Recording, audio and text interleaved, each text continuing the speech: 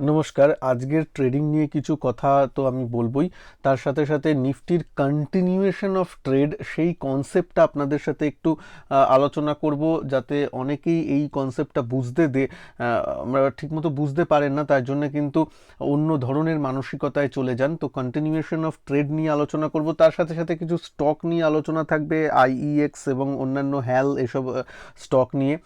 তো মন দিয়ে শুনবেন ভিডিওটাকে, এবং ভিডিওটাকে ভালো লাগলে লাইক শেয়ার অবশ্যই করবেন। চ্যানেলে নতুন হলে চ্যানেলকে সাবস্ক্রাইব করে বেল আইকনকে প্রেস করে দেবেন, যাতে কোনো নতুন স্টক বা নতুন কিছু নিয়ে আলোচনা করলে তার নোটিফিকেশন যাতে আপনার কাছে চলে আসে। তো চলুন শুরু করি। প্রথমে দেখতেই পাচ্ছেন, একবার রিফ্রেশ করে দিই, আজকে আমি লাইভ ক্লাসও করছিলাম স্টুডেন্টদের সাথে, এবং আপনারাও যারা আমার ইউটিউব ফলো করেন তারাও নিশ্চয়ই মানে তাদেরকে আমি গত দুদিন ধরেই বলেছিলাম যে যখন 500 থেকে 550 এই লেভেলটা হচ্ছে ফার্স্ট সাপোর্ট জোন, আপনি যদি মনে করেন। তো আজকে দেখুন 19,000 টাকার প্রফিট একটা এসেছে পিএনএল এ, দেখতেই পাচ্ছেন, সেটা বড় ব্যাপার নয়।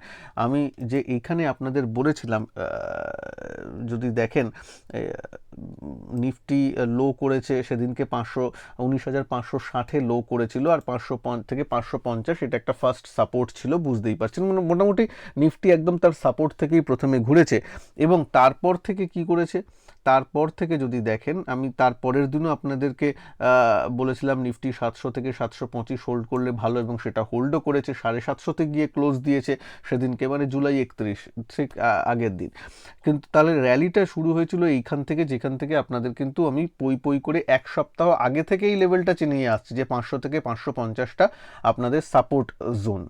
একবার ভিডিওতে কমেন্ট করে বলবেন নিচে এই জোনটাকে আপনারা অনেক দিন আগে থেকে চেনানো ছিল কিনা, এবং সেই অনুযায়ী দেখুন এইখানে যখন এসেছিল, এই যে এই দাগটা দেখছেন, এই দিন যে লো হয়েছিল 19,560, ঠিক আছে। আর এইখানেই দেখুন লাইনটা আমার টানা ছিল, এই লাইনগুলো কিন্তু অনেক দিন আগেরই টানা মোটামুটি আছে।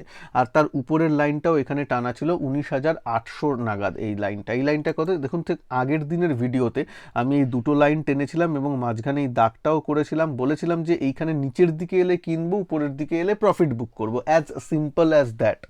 তারপর বলেও ছিলাম কোন লেভেল ভাঙলে বা কোনো একদিকে ব্রেকআউট বা ব্রেকডাউন দিলে তখন অন্যরকম ট্রেড হবে, কিংবা এর মাঝখানে যখন আছে নিচের দিকে এলে কিনবো, উপরের দিকে প্রফিটও বুক করতে হবে। এই নয় যে প্রফিট বুক করবো না, বসে থাকলাম, তাও নয়।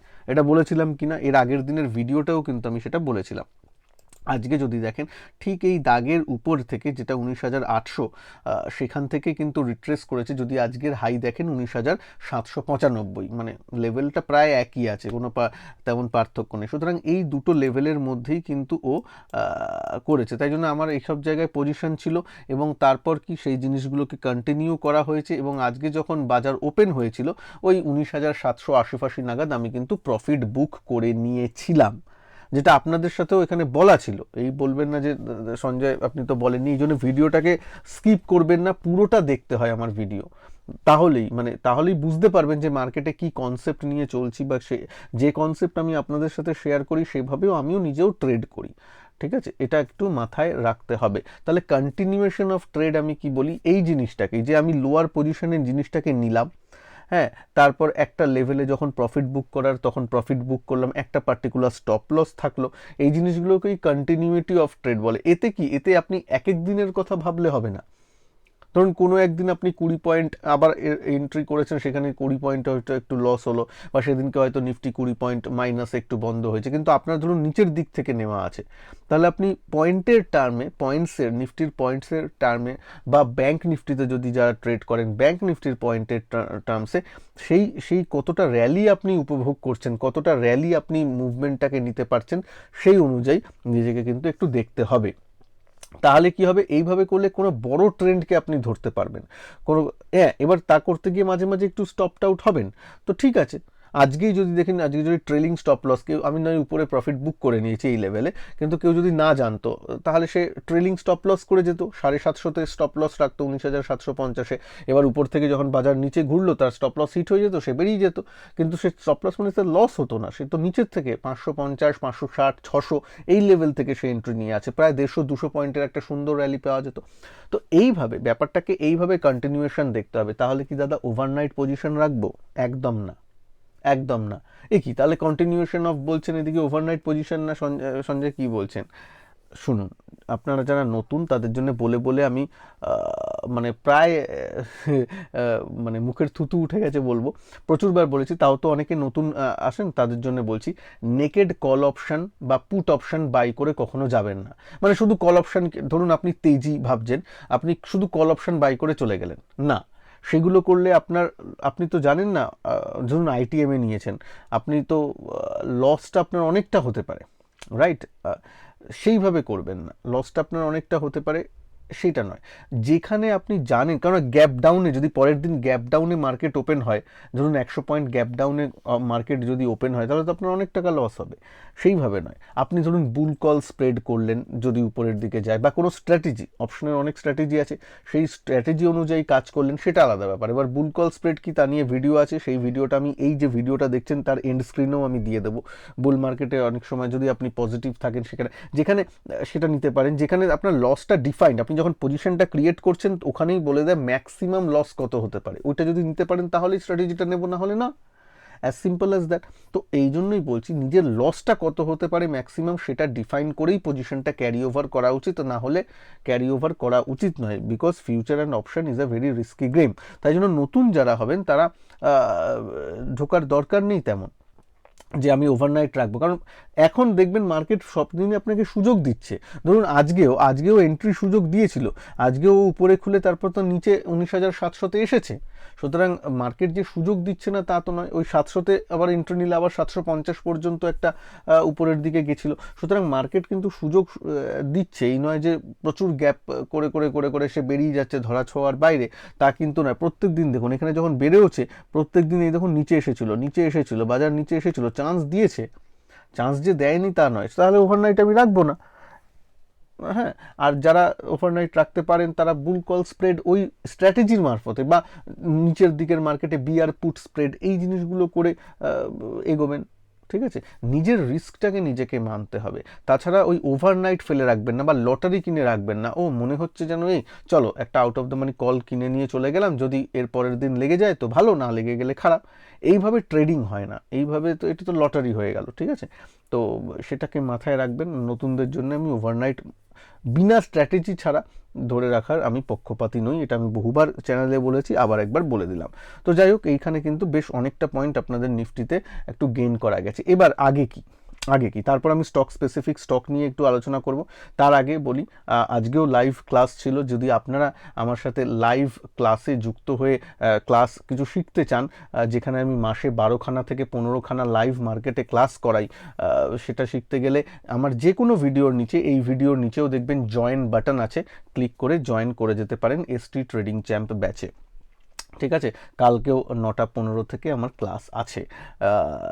আজকে যেমন ফিন নিফটির একটা ট্রেড বলে, আজকে ফিন নিফটির একটা জিনিস আমরা দেখছিলাম, যে একটা পুট অপশন সেল করে মোটামুটি সেখান থেকে একটা কিভাবে প্রিমিয়ামটা পুরো 0 পর্যন্ত ট্রেল করা গেল, সেটা একটা দেখা গেছে। মানে সেল করলে মানে দাম কমলে আপনার লাভ, সেই জিনিসটা একটু শেখা গেছিলো। এই জিনিসগুলো ভালো। তো সবসময় নতুন জিনিস কিছু থাকে, যদি জয়েন করতে চান জয়েন হতে পারেন।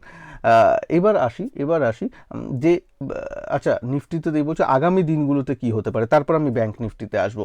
আগামী দিনগুলোতে এই যে দুটো লাইন আমি টেনে দিয়েছি, এই দুটো লাইন এখনও ভ্যালিড।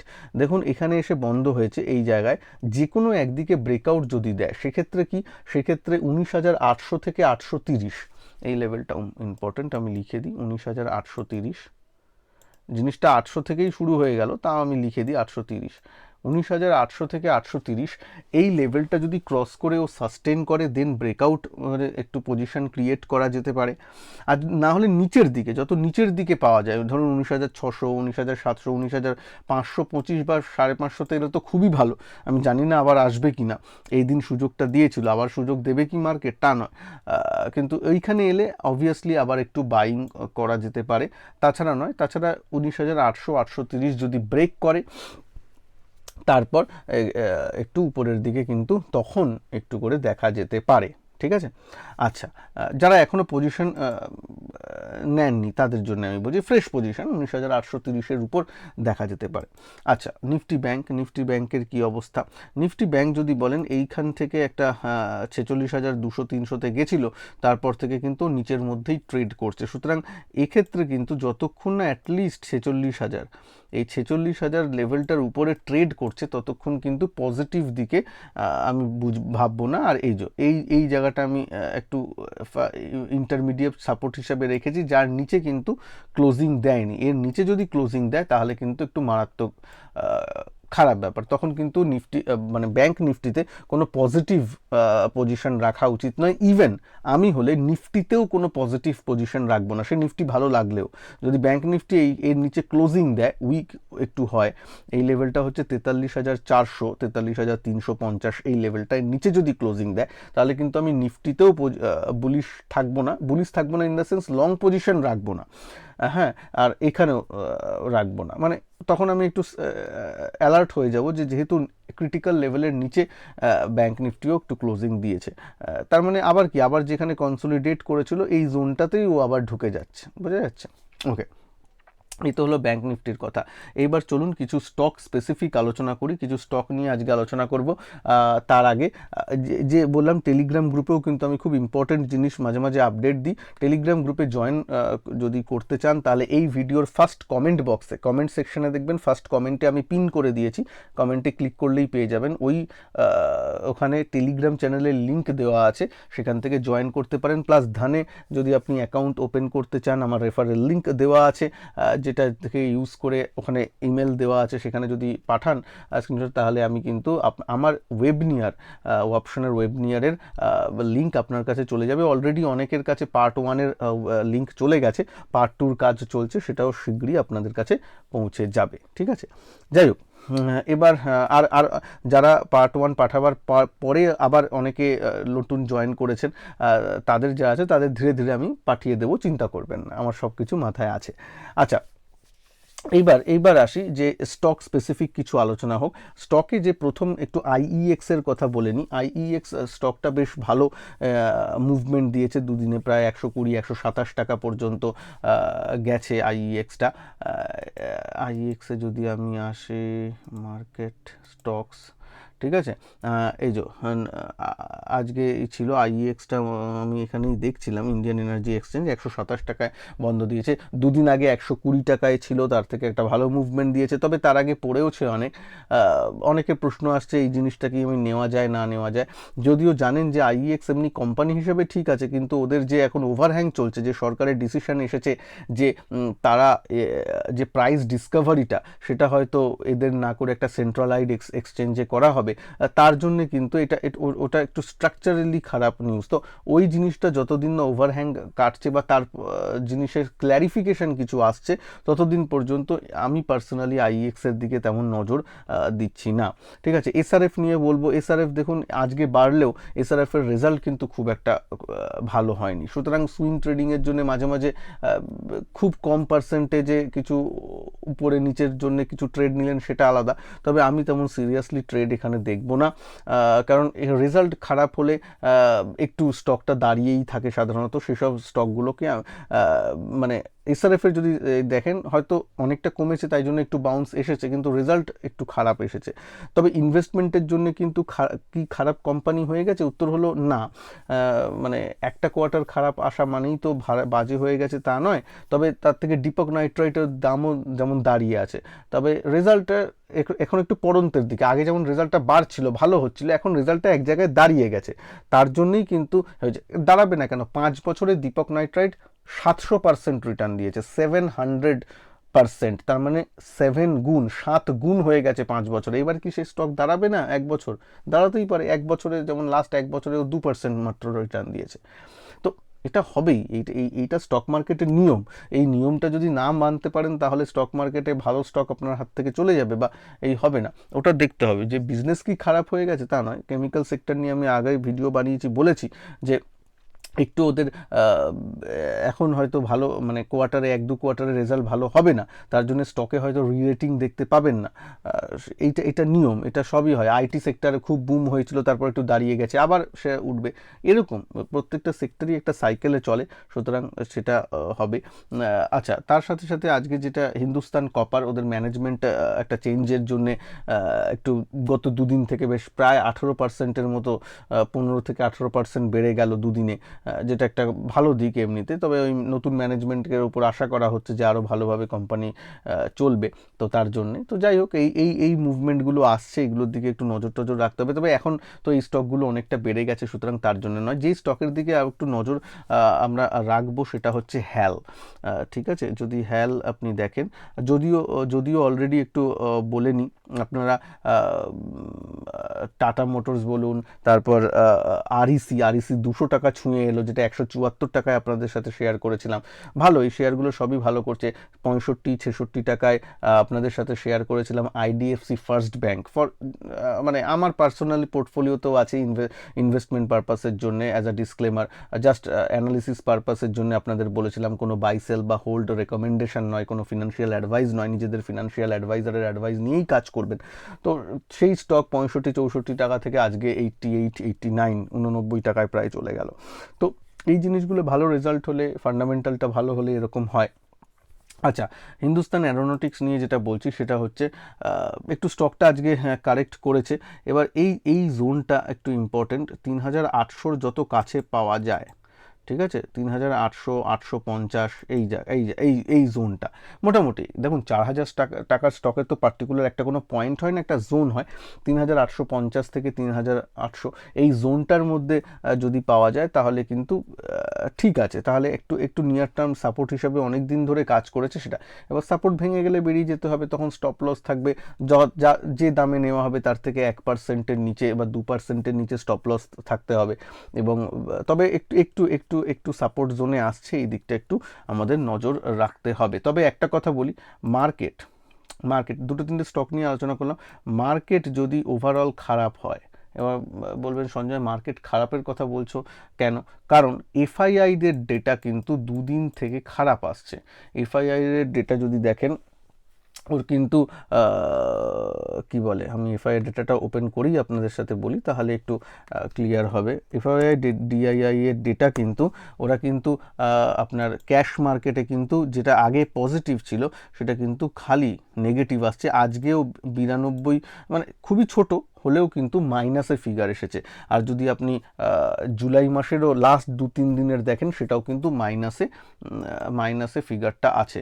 এবং এই যে 31শে জুলাই দেখছেন, ইন্ডেক্স ফিউচারেও তারা কিন্তু সেল করেছিল এবং স্টক ফিউচারেও তারা সেল করেছে। সুতরাং ওভারঅল মার্কেটের প্রতি কিন্তু একটু কারা প্রচুর বাই করছে দেখছেন, ক্যাশ মার্কেটে ডিআইআইরা দাবিয়ে একদম বাই করছে। এর জন্যে রিটেল ইনভেস্টাররাই দায়ী। তার জন্য কিন্তু আপনার মিড ক্যাপ স্মল ক্যাপ স্টকগুলোতে কিন্তু ভালো রকম দেখা যাচ্ছে, একটা গ্রোথ দেখা যাচ্ছে, ওই ইন্ডেক্সগুলো কিন্তু ভালো হোল্ড করছে। সুতরাং এফআইআই এর ডেটা যতক্ষণ না একটু রিভার্স হচ্ছে, ততক্ষণ মানে একদম ফুল ফ্লেজে পজিটিভিটির দিকে আমরা বাইং করে যাব। ট্রেডিংয়ের জন্য বলছি, ইনভেস্টমেন্টের কথা হচ্ছে না এখানে, ট্রেডিংয়ের জন্য সেটা একটু মনে হয় একটু ধীরে চলো নীতি নেওয়া উচিত। কারণ এফআইআই ডেটাটা একটু পজিটিভ হওয়ার দরকার। যদিও সেলিং ফিগারটা একটু হলে কমেছে, কিন্তু কোন দিন আবার বাড়বে সেটা তো আমরা জানি না। তো তার উপর একটু নজর আপনারা কিন্তু রাখবেন, এইটা আমি বলে রাখলাম আপনাদের। সুতরাং ওইসব ফিগার যদি খারাপ থাকে, মুড মাহল যদি খারাপ থাকে, সেক্ষেত্রে তখন এই পজিটিভ দিকে সুইংগুলো আমাদের একটু অ্যাভয়েড করতে হবে। আমি পার্সোনালি সেটাই ফলো করি।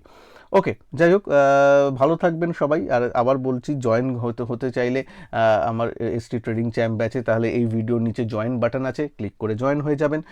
আর আপনার স্ক্রিনে চলে আসবে কিছু সুইং ট্রেডিংয়ের একটা ভিডিও, আর অপশান সেলিংয়ের একটা প্লেলিস্ট চলে আসবে, সেখানেও অনেক ভালো কথা বলা হয়েছে অপশান সেলিং নিয়ে, একটু দেখে নেবেন। ভালো থাকবেন সবাই, নমস্কার, জয় হিন্দ, বন্দে মাতরম।